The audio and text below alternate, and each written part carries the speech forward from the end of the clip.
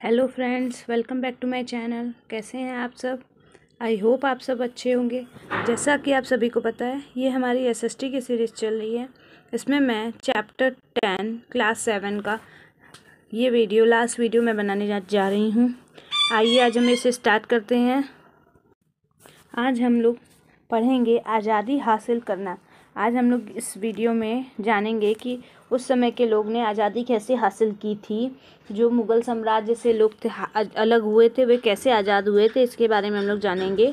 और इसमें हम सिख प्रजाति के बारे में जानेंगे। सिख, अब ये जो जाति थी सिख, ठीक है, इन लोगों के बारे में अब हम जानेंगे कि सिख क्या थे और ये क्या उस समय हुए और इनका उस समय क्या महत्वपूर्ण भूमिका रही इनकी पंजाब की स्थापना में। इसी के बारे में हम लोग जानेंगे। अध्याय 8 में आपने पढ़ा कि 17वीं शताब्दी के दौरान सिख एक राजनीतिक समुदाय के रूप में गठित हो गए।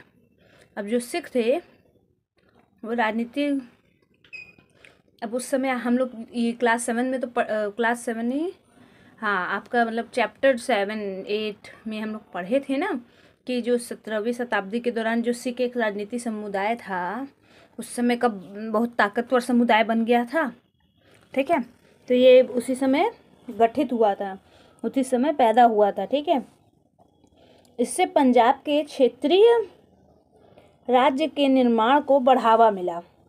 अब जो पंजाब राज्य का क्षेत्र था उसको बढ़ने में इन्हीं सिख लोगों की वजह से वो क्षेत्र बढ़ा पंजाब का, नहीं वो एक छोटा सा एरिया के रूप में ही रह जाता। गुरु गोविंद सिंह ने 1699 में खालसा पंथ की स्थापना से पूर्व और उसके पश्चात राजपूत व मुगल शासकों के खिलाफ कई लड़ाइयाँ लड़ी। ठीक है, आपके जो गुरु गोविंद सिंह हैं, जिनकी जयंती मनाई जाती है, सिख लोग इनकी जयंती बहुत धूमधाम से मनाते हैं। इनका जो खालसा पंथ था वो 1699 में, उसकी स्थापना से पहले भी और खालसा पंथ की स्थापना के बाद भी इन्होंने, ठीक है, ये सिखों के साथ मिलके राजपूत और मुगलों के खिलाफ बहुत युद्ध लड़े। अपने समुदाय को आगे बढ़ाने के लिए उन्होंने बहुत सारे युद्ध किए। 1708 में गुरु गोविंद सिंह की मृत्यु के बाद बदा बहादुर के नेतृत्व में खालसा ने मुगल सत्ता के खिलाफ विद्रोह किए। अब देखिए, जो 1708 था उसके समय जो गुरु गोविंद सिंह थे उनकी जो मृत्यु हो गई थी, ठीक है, तो अब जो खालसा स्टार्ट हो गया था खालसा पर, उसका नेतृत्व बदा बहादुर जो थे वो किए और मुगल जो थे उनके खिलाफ विद्रोह ये शुरू कर दिए थे। उन्होंने बाबा गुरु नानक और गुरु गोविंद के नाम वाले सिक्के गढ़कर अपने शासक को सार्वभौम बतलाया। ठीक है, अब देखिए, गुरु नानक जी को ये लोग बाबा बोले और गुरु गोविंद सिंह जो थे इनके नाम के इन्होंने अपने राज्य में सिक्के चलवाना शुरू कर दिए, अपने आप को स्वतंत्र बताना शुरू कर दिया कि भाई अब जब हम अपने राज्य में अपना सिक्का चलाएंगे तो हमारा ही ना राज्य है, ये हम किसी के अंडर में नहीं है, ऐसा ये बता रहे थे। सतलुज और यमुना नदियों के बीच क्षेत्र में उन्होंने अपने प्रशासन की स्थापना की। अब देखिए, जो इन लोग जो थे सिख लोग थे, ये लोग कहाँ से कहाँ तक अपने राज्य की स्थापना किए थे, आपका देखिए, सतलुज से यमुना नदी के बीच में किए थे। ठीक है, इस समय ये अपने राज्य की स्थापना किए थे सतलुज और यमुना नदी के बीच में। 1715 में बदा बहादुर को बंदी बना लिया गया और 1716 में उन्हें मार दिया गया। ठीक है, अब बदा बहादुर जो थे उनको मार दिया गया था। 1715 में उनको पहले बंदी बनाया गया, फिर बाद में 1716 में उनको मार भी दिया गया। ठीक है, 18वीं शताब्दी में कई योग्य नेताओं के नेतृत्व में सिखों ने अपने आप को पहले जत्थों में और बाद में मिसलों में संगठित किया।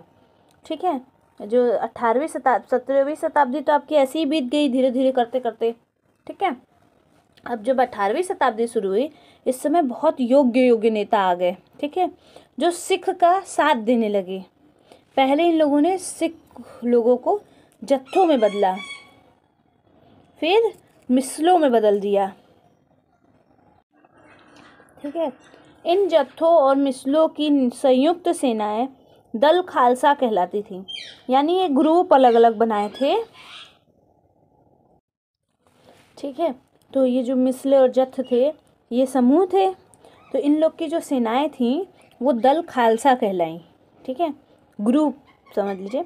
उन दिनों दल खालसा वैसाखी और दिवाली के पर्वों पर अमृतसर में मिला करते थे। ये जो दल खालसा थे, अब जो ये जत्थे और मिसलो लोग थे, ये सभी लोग जो दल थे दोनों, यानी ये सारे दोनों दल के लोग खालसा, वैसाखी और दिवाली, ये तीनों पर्व पे, ठीक है, अमृतसर में मिलते थे एक जगह इकट्ठे होके। इन बैठकों में वे सामूहिक निर्णय लिए जाते थे जिसे गुरुमत्ता, गुरु के प्रस्ताव कहा जाता था। यानी इस समय जो बड़े बड़े डिसीजन होते थे ये लोग इसी समय ले लिया करते थे। इन पर्वों के बहाने मिलके ये सामूहिक निर्णय इसी समय ले लिया जाता था। पूरे समूह को सहमत करके निर्णय लिया जाता था, जिन्हें गुरुमत्ता या गुरु का प्रस्ताव कहा गया था। सिखों ने राखी व्यवस्था स्थापित की, जिसके अंतर्गत किसानों ने से उनकी उपज का 20% कर के रूप में लेकर बदले में उन्हें संरक्षण प्रदान किया जाता था। अब देखिए, जो राखी प्रथा थी वो ये थी कि उस समय के जो किसान थे उनसे उसका जो उन लोग का जो 20% होता था, उपज होता था, उसका 20% अनाज उनसे ले लेते थे और बाकी जो था उनको दे देते थे और उनको संरक्षण देते थे अपना, कि उनको कोई परेशान नहीं कर सकता, उनको कोई दबाव नहीं डाल सकता था, ऐसा। अब देखिए, ये जो हैं ये 10वें गुरु गुरु गोविंद सिंह हैं, जो घोड़े पे पीले वस्त्र में हैं। ये 10वें गुरु हैं, गुरु गोविंद सिंह। ठीक है, सिखों के गुरु गुरु गोविंद सिंह ने खालसा को प्रेरित किया कि शासन उनके भाग्य में है, राज करेगा खालसा। मतलब गुरु गोविंद सिंह जो थे वो खालसा के लोगों को इस तरह प्रेरणा देते थे कि जो खालसा है वो सबके ऊपर राज्य कर सकता है, राज्य में है, उनके भाग्य में है, खालसा के भाग्य में है राज करना। ठीक है, इस तरह वो लोगों को प्रेरित करता था कि वो लोग उसका सपोर्ट करें, उसको साथ दें। अपने सुनियोजित संगठन के कारण खालसा पहले मुगल सूबेदारों के खिलाफ, फिर अहमद शाह अब्दाली के खिलाफ सफल विरोध प्रकट कर सका। अब देखिए, जो खालसा लोग वाले लोग थे, ये लोग अपना सुनियोजित, मतलब कि इतना मतलब रूल एंड रेगुलेशन से चलते थे कि नियोजित ढंग से, कि उन लोग के संगठन का जो कारण था खालसा, तो सबसे पहले ये लोग क्या किए, एक साथ थे, इन लोग में एकता थी। इसीलिए जब ये लोग मुग़ल के सूबेदार के खिलाफ हुए, फिर अहमद शाह अब्दाली के खिलाफ हुए, तो ये लोग सफल हुए। एक साथ इन लोग ने विरोध किया, क्योंकि पहले जो विरोध होता था वो उसमें लोग छितिर-बितिर हो जाते थे, पर अब जो खालसा लोगों ने विरोध किया, ये लोग एक साथ थे, एक दूसरे का साथ देने के लिए। अहमद शाह अब्दाली ने मुग़लों से पंजाब का समृद्ध प्रांत और सरहिंद की सरकार को कब्जे में कर लिया था। अब देखिए, जो अहमद शाह अब्दाली थे ये क्या किए थे, जो उस समय का पंजाब था, एक सबसे अमीर प्रांत था, ये समृद्ध प्रांत था, और सरहिंद जो था, ये यहाँ की जो सरकार थी, इस सब पे उस समय के मुग़ल बादशाह अहमद शाह अब्दाली ने कब्जा कर लिया था। खालसा ने 1765 में अपना सिक्का गढ़कर सार्वभौमिक शासन की घोषणा की। यह महत्वपूर्ण है कि सिक्के पर उत्कीर्ण शब्द वही हैं जो बंदा बहादुर के समय में खालसा के विरोधियों में पाए जाते थे। अब देखिए, जो खालसा जो था उसने 1761 में अपने सिक्के गढ़ना शुरू कर दिया था। ठीक है, ये अपना सिक्का खुद बनाता था। तो सबसे महत्वपूर्ण बात ये थी कि इनके सिक्के पे उस समय के सिक्के पे ये सब बातें जो थी ये सब उत्कीर्ण लिखी हुई थी साफ साफ। और जो बंदा बहादुर थे, इनके समय में खालसा ने अनेकों आदेशों में ये पाए गए थे। देखिए, जो ये आज़ाद हुए थे तो ये अपना सिक्का गढ़ के ये बताना चाहते थे कि ये सबसे आज़ाद है, ये किसी के अंडर में नहीं है। और सबसे महत्वपूर्ण बात, मतलब सबसे इम्पोर्टेंट बात ये थी कि ये जो लोग थे, इन लोगों ने जो बंदा बहादुर के समय में खालसा को आदेश दिए गए थे, वही आदेश इन सिक्कों पे इन लोगों ने उत्कीर्ण करा दिए थे। मतलब सिक्के के ऊपर जो लिखा हुआ था ये उसी समय का था। 18वीं शताब्दी के अंतिम भाग में सिख इलाके सिंधु से यमुना तक फैले हुए थे, यद्यपि ये विभिन्न शासकों में बांटे हुए थे। अब देखिए, जो 18वीं शताब्दी थी, इस समय के जो अंतिम सिख शासक थे, ठीक है, इनका इलाका कहाँ से कहाँ तक था? सिंधु नदी से यमुना नदी तक, इतना दूर तक इनका इलाका फैल गया था। यद्यपि इनके विभिन्न इलाकों में जो इनका इलाका था, इसमें हर इलाके में एक नया शासक होता था, नया राजा होता था। इनमें से एक शासक महाराणा रणजीत सिंह थे, ने विभिन्न सिख समूहों में फिर से एकता कायम करके 1799 में लाहौर को अपनी राजधानी बनाया। अब जो ये शासक थे, इनमें से एक शासक था जो महत्वपूर्ण था, राजा रणजीत सिंह, ठीक है। इसने विभिन्न जो सिख थे, इनके समूह में एकता लाई ना, सब समूहों को एक किया।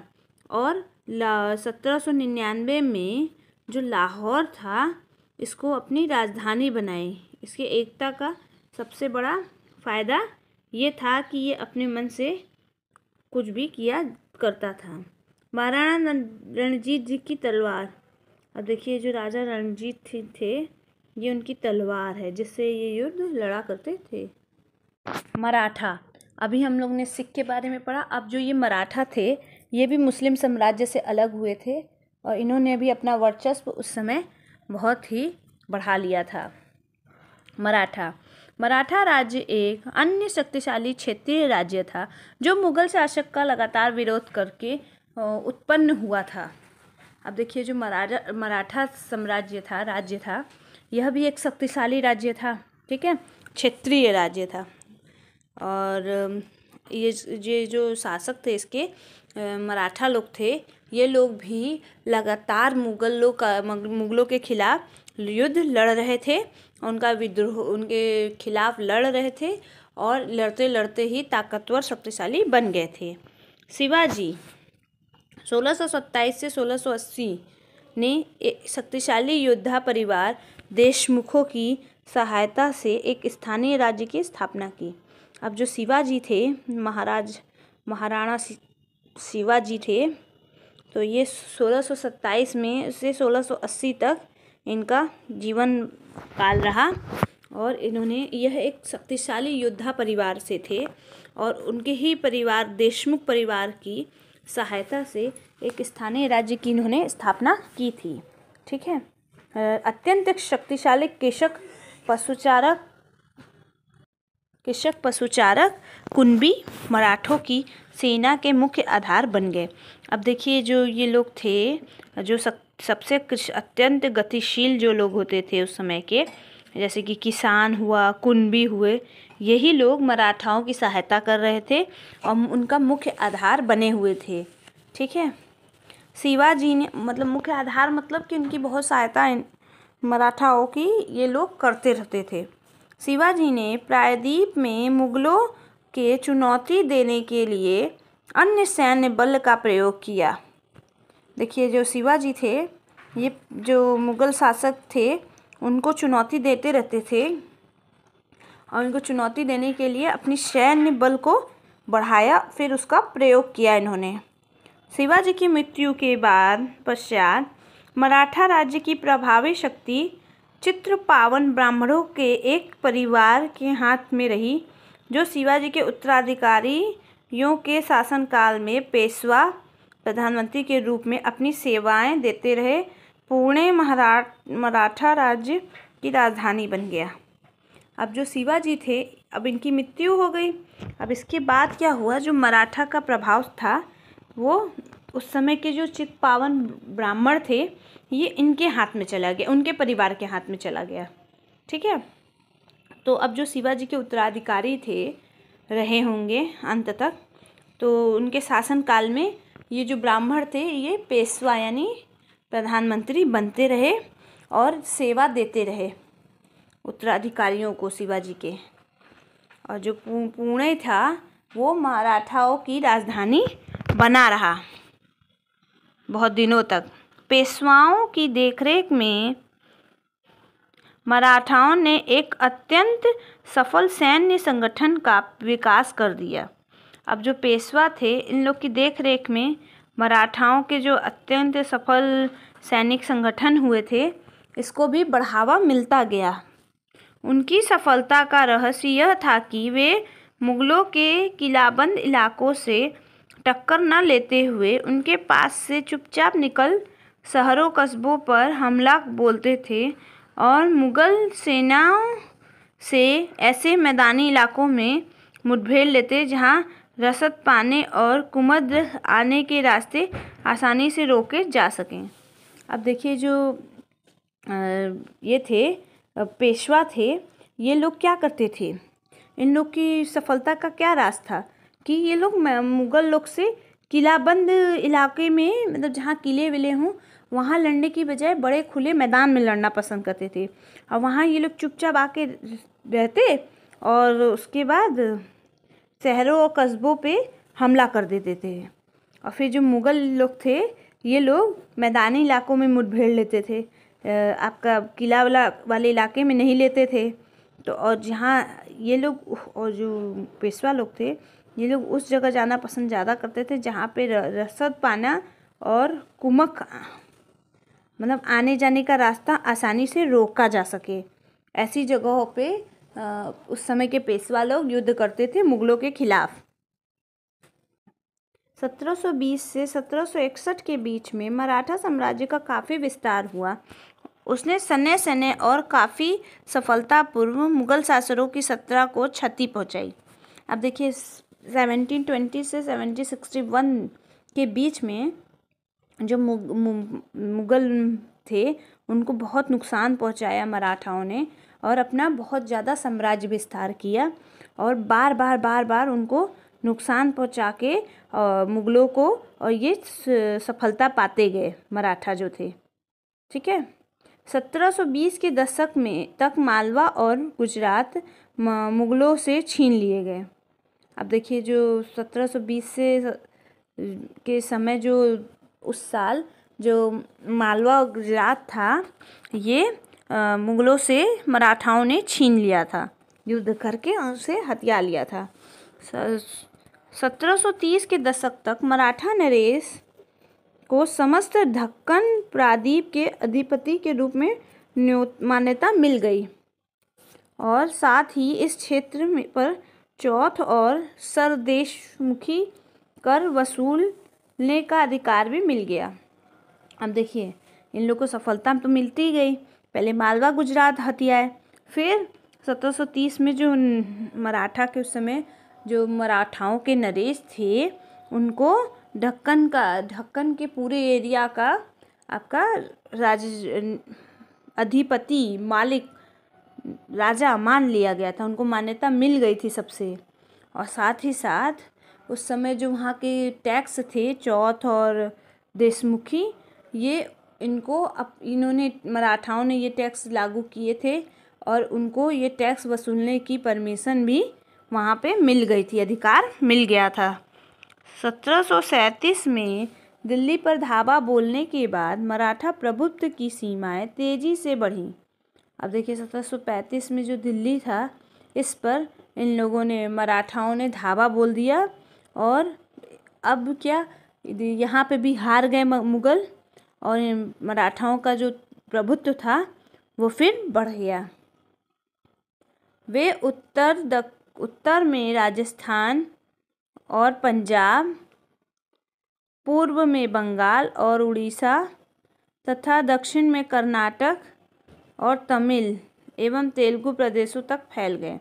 अब देखिए इनका राज्य विस्तार कहाँ से कहाँ तक था, ये आप देख सकते हैं। उत्तर में राजस्थान था, ठीक है, और पंजाब तक, पूर्व में बंगाल उड़ीसा तक, दक्षिण में कर्नाटक तमिलनाडु और तेलुगु प्रदेश तक, इतने दूर तक इनका राज्य फैल गया था। इन क्षेत्रों को औपचारिक रूप में मराठा में सम्मिलित नहीं किया गया, मगर मराठा संप्रभुता को स्वीकार करने के लिए तरीके के रूप में इन्हें उनसे भेंट की गई रकम ली जाने लगी। देखिए खाली अब बस बोला नहीं गया था, पर वहाँ से कर इनको मिल रहा था, ठीक है। ये जो क्षेत्र थे बस ये कागजी कार्रवाई के रूप में इनके हाथ में नहीं लगे थे, बाकी इनका अधिकार तो इसके ऊपर मराठाओं का हो गया था।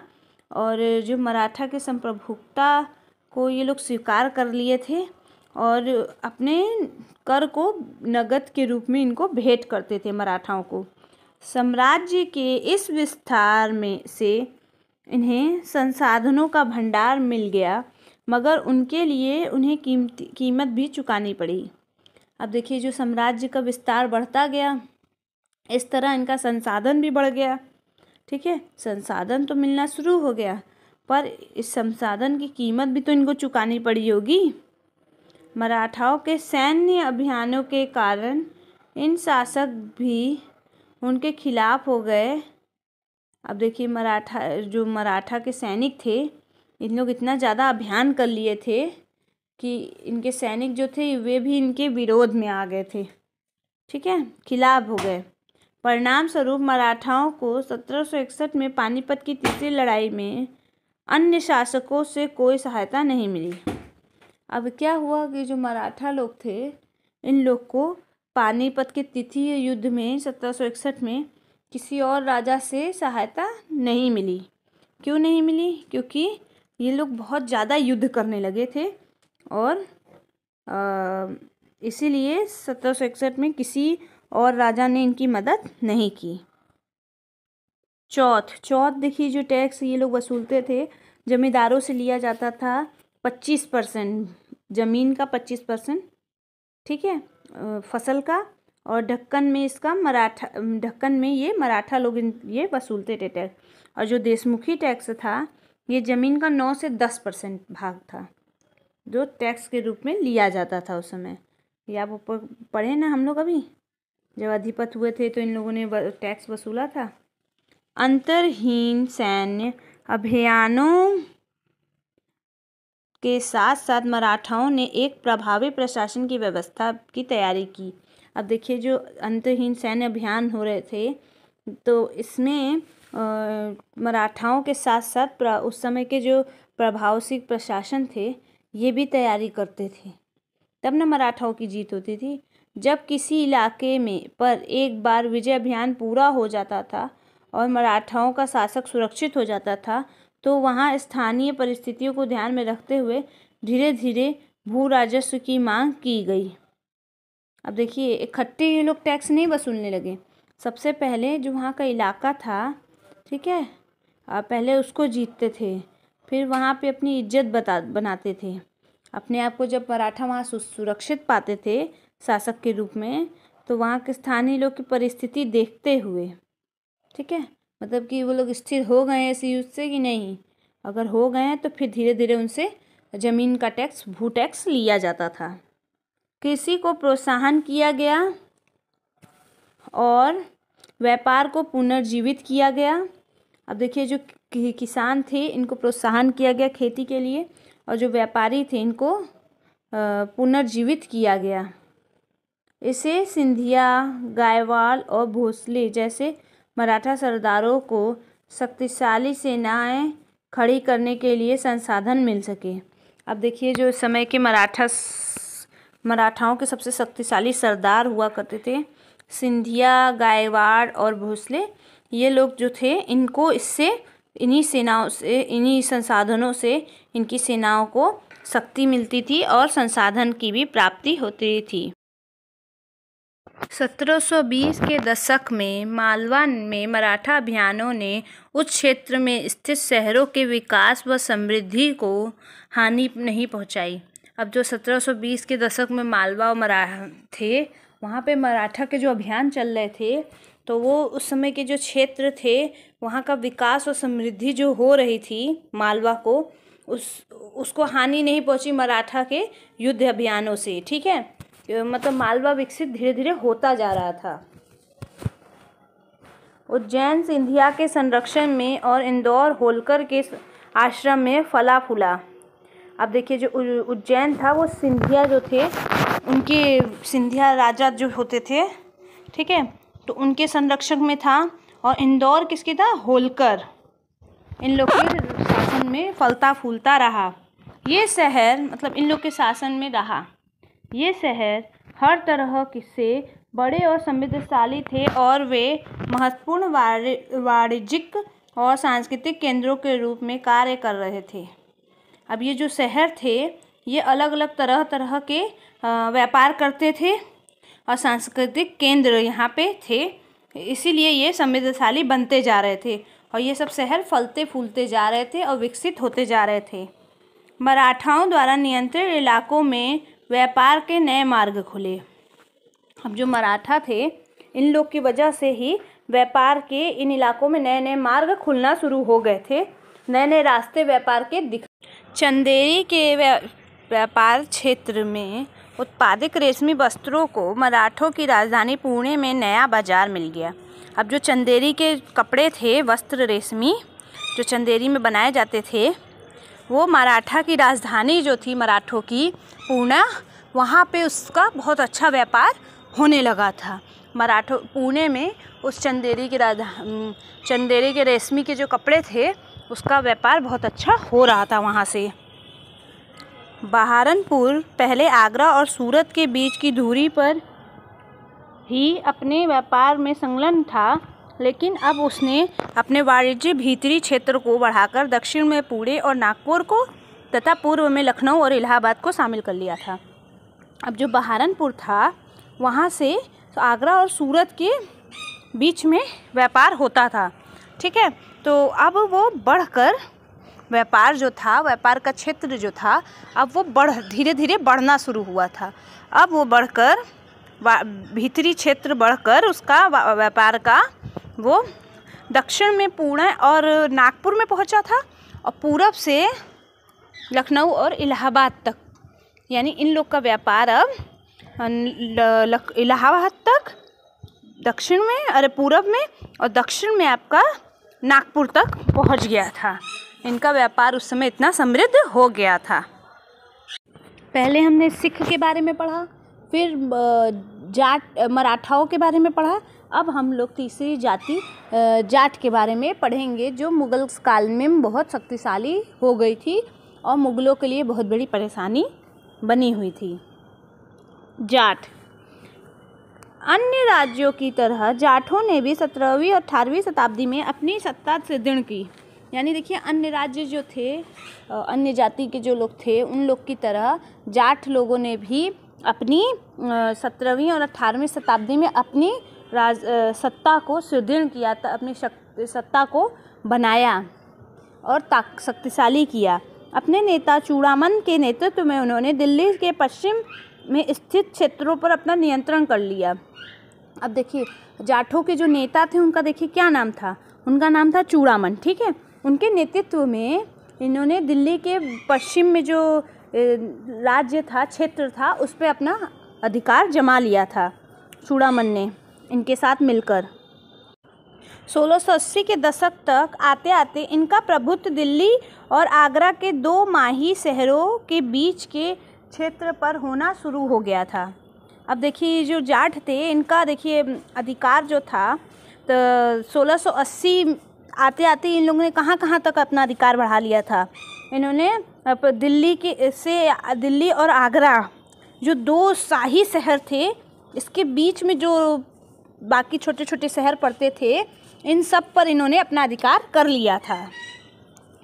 वस्तुतः कुछ अरसे के लिए वे आगरा के अभिरक्षक भी बन गए अब देखिए कुछ समय के लिए ये लोग आगरा के अभिरक्षक भी बने हुए थे, पर आगरा पे अपना नियंत्रण ये लोग नहीं कर पाए थे। जाट समृद्ध कृषक और उनके प्रभुत्व क्षेत्र में पानीपत तथा बल्लभगढ़ जैसे शहर महत्वपूर्ण व्यापारिक केंद्र बन गए।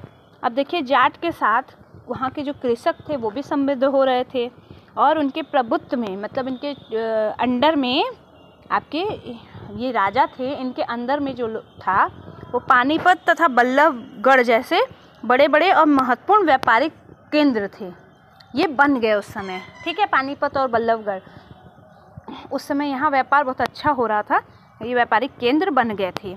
सूरजमल के राज्य में भरतपुर शक्तिशाली राज्य के रूप में उभरा।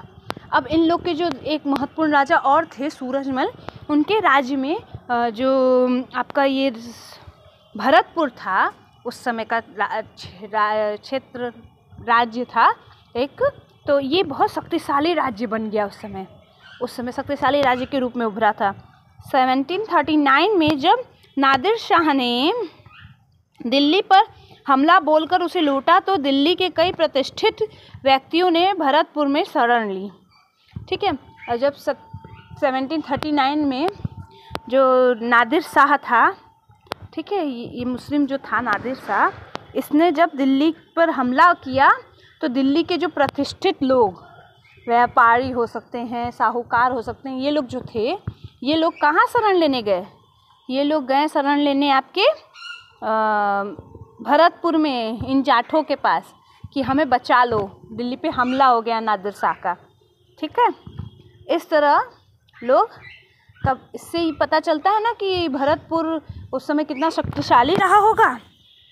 नादिर शाह के पुत्र जवाहिर शाह के पास 30,000 सैनिक थे। अब देखिए उस समय जो नादिर शाह थे, उनके पुत्र जो थे जवाहिर शाह, ठीक है, तो उनके पास क्या था? 30,000 सैनिक थे, 30,000 सैनिक। सोचिए कितनी बड़ी सेना रही होगी उनकी। उसने 20,000 अन्य सैनिकों मराठाओं के लिए, 15,000 सैनिक सिख के लिए, और इन सब के बलबूते पर वह मुग़लों से लड़ा। देखिए जो जवाहिर शाह थे, इसमें 20,000 अन्य सैनिक जो थे वो मराठा के लिए रखे गए थे, 15,000 सैनिक जो थे वो सिख के लिए थे, और इन्हीं सब सैनिकों के बलबूते वो मराठाओं से लड़ा था जवाहिर शाह जो था। ठीक है, इसी तरह ये मुग़लों से लड़ के जीता था, और मुग़लों के साथ साथ ये सबके साथ लड़ता गया। जहाँ भरतपुर का किला काफ़ी हद तक पारंपरिक शैली में बनाया गया था, वहीं दीन में जाटों ने अंबर और आगरा के शैलियों का समन्वय करते हुए एक विशाल बाग महल बनाया। अब देखिए जो भरतपुर में था, एक किला बनाया गया था जो काफ़ी हद तक इतना पारंपरिक शैली में बनाया गया था, मतलब परंपराओं से भरा हुआ, मतलब कि कोई रीति रिवाज उस किले के बनाने में अनदेखी नहीं की गई उसमें। और दीन के जाट जो थे, उन लोगों ने अंबर और आगरा की शैली को मिलाकर एक विशाल बाग बनाया, बाग महल बनवाया, बगीचे का महल, बाग महल जिसे कहा गया। शाही वास्तुकला से जिन रूपों को पहली बार शाहजहां के युग में जोड़ा गया था, डींग की इमारतें उन्हें रूप में के नमूने में बनाई गई थी।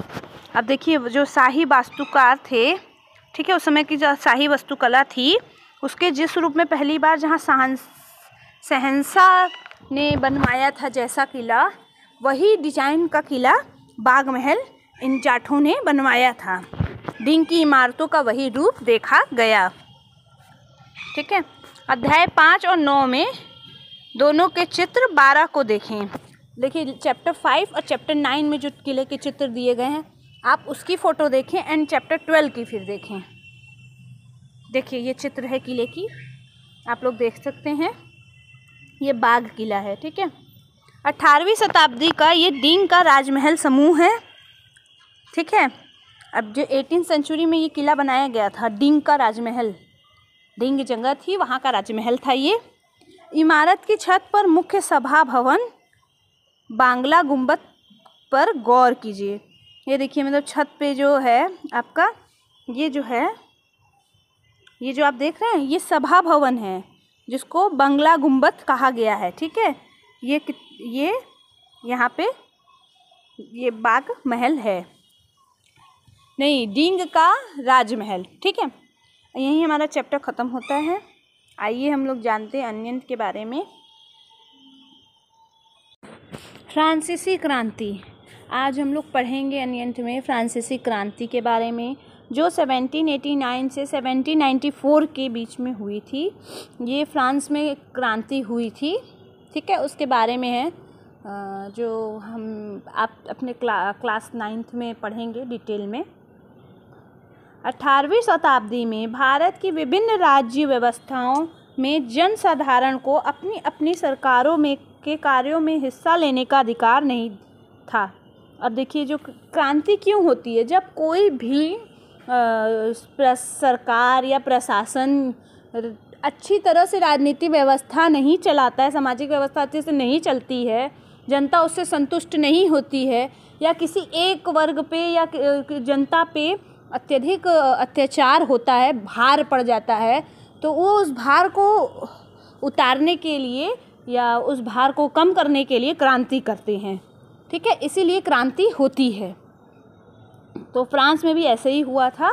18वीं शताब्दी के समय में जो भारत की विभिन्न राज्य व्यवस्था थी, वो जनसाधारण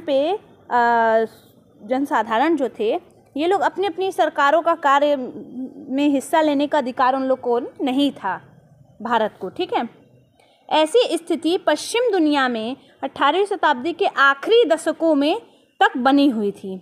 अब जो स्थिति थी, मतलब जो राज्य व्यवस्था की स्थिति थी, जो आम लोग इसमें, जो पार्टी के लोग, साधारण लोग उसमें हिस्सा नहीं ले सकते थे, ये स्थिति 18वीं शताब्दी के लास्ट तक ऐसी ही बनी हुई थी। पश्चिम दुनिया में भी यही स्थिति थी, भारत में ही नहीं, भारत के पश्चिमी देशों में भी ऐसी स्थिति थी। अमेरिका 1776 से 1781 और फ्रांसीसी क्रांतियों ने इस स्थिति को और साथ साथ अभिजात वर्ग के सामाजिक व राजनीतिक प्राधिकारों को चुनौती दी।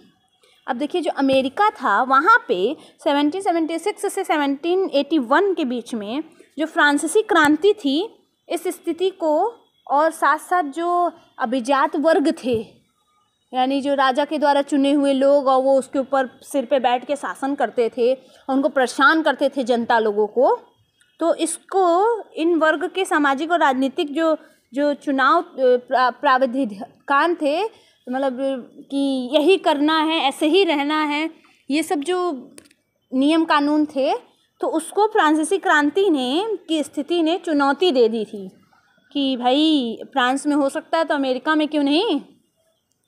फ्रांसीसी क्रांति के दौरान मध्य वर्गों, किसानों और शिल्पकारों ने पादरीगण और अभिजात के विशेषाधिकारियों के खिलाफ लड़ाई लड़ी।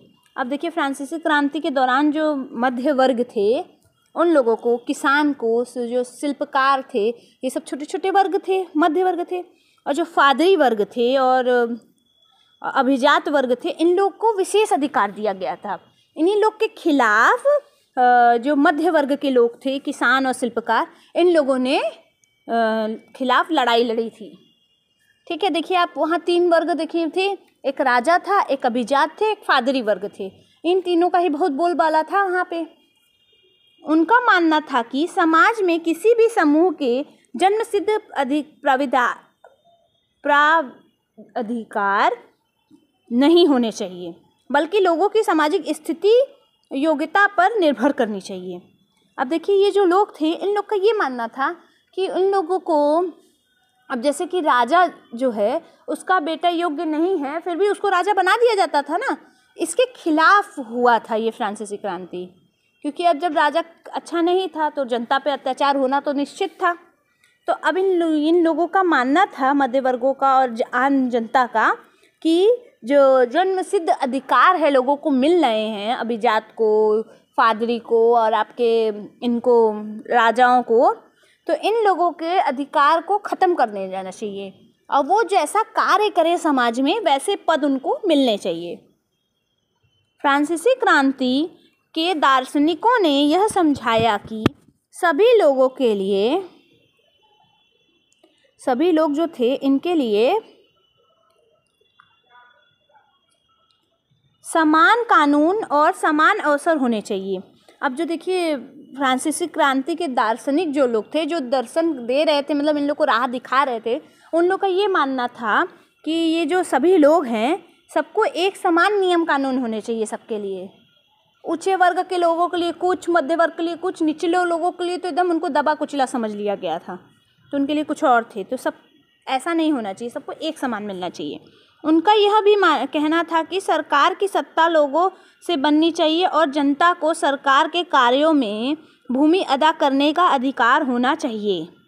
अब देखिए ये लोग ये भी मानते थे, जो दार्शनिक थे ये मानते थे सरकार में जो लोग हैं सत्ता में, उनको जनता को जो काम कर रही है, ठीक है, जनता के लिए जो सरकार काम कर रही है उसको भूमि, मतलब उस काम को करना चाहिए जनता के लिए। सरकार को बहुत कुछ काम जनता के लिए भी करने चाहिए और जनता जो है उनको सरकार के जो कार्य हैं उसमें मदद करनी चाहिए। ये अधिकार जनता के पास होना चाहिए कि सरकार जो कार्य नहीं कर पा रही है वो जनता की मदद से वो कर सके, ऐसे अधिकार होने चाहिए। फ्रांसीसी और अमेरिकी क्रांति जैसे आंदोलनों ने धीरे धीरे प्रजाओं को नागरिक में बदल डाला। अब देखिए जो फ्रांसीसी क्रांति थी, अमेरिकी क्रांति थी, इन जैसी और जो क्रांतियाँ हुई थीं, इन क्रांतियों ने जो प्रजा थी उसको वहाँ के नागरिक का दर्जा दे दिया। ये प्रजा जो वहाँ की बनी हुई थी वे नागरिक हो गई वहाँ की, उनको वहाँ का अधिकार मिल गया। नागरिकता राष्ट्रीय राज्य एवं लोकतांत्रिक अधिकारों के विचारों ने भारत में 19वीं शताब्दी के अंतिम दशकों से जड़ पकड़ी। अब जो देखिए जो भारत में 19वीं शताब्दी के आखिरी में जो संविधान और ये सब बना, तो ये कैसे बना, जब जो आंदोलन हो रहे थे वो सब आंदोलन जब वहाँ ख़त्म हुए, वहाँ ये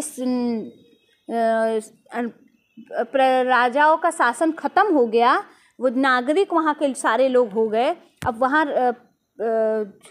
राजनीतिक पार्टियों का शासन शुरू हुआ, तो उस हिसाब से लोकतांत्रिक अधिकार शुरू हुआ।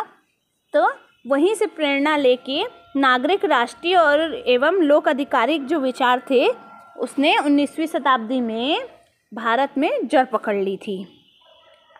आई होप आपको मेरा वीडियो पसंद आया होगा। यहीं मेरा चैप्टर 10 फिनिश होता है।